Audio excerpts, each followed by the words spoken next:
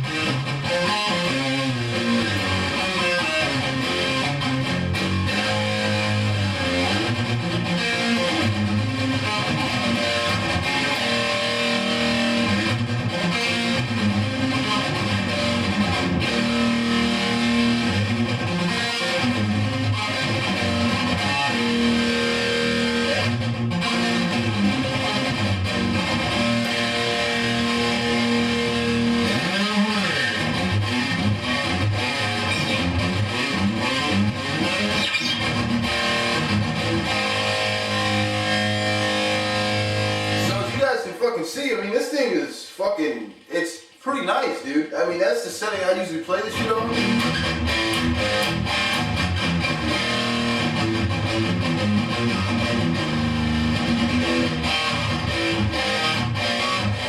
Usually how I play it, I usually play it on that one, on that distortion, because it's really wet.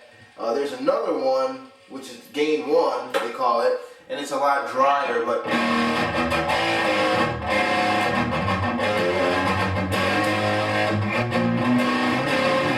you can kind of see where it's going, and then you got your clean, which is over here. I'm going to need to give it some level here.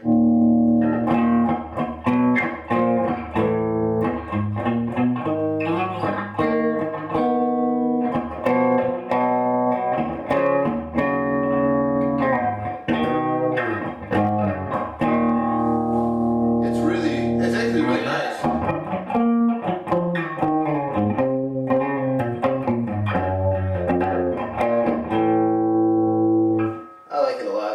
Clean I really don't use though, I gotta be honest. The only effect it really has is the reverb, which is actually on right now. I didn't even realize that. I must have been using it last night or something, but that's with all the reverb and without. Looks like the reverb is really softening it up a lot. It's not as notchy. Without, or that's with, and then without. Wow, it's really piercing without it though. But anyways, right there,